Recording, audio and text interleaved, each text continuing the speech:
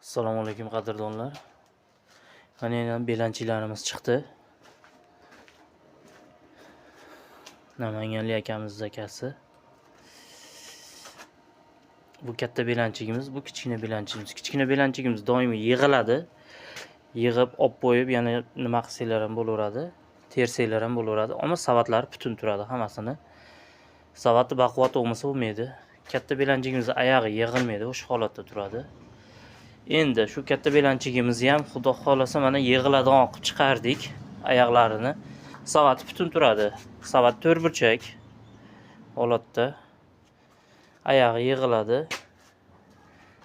Ko'rasizlar. Keyin buni yig'ib, kraskadan keyin yig'ib ko'rsatamiz.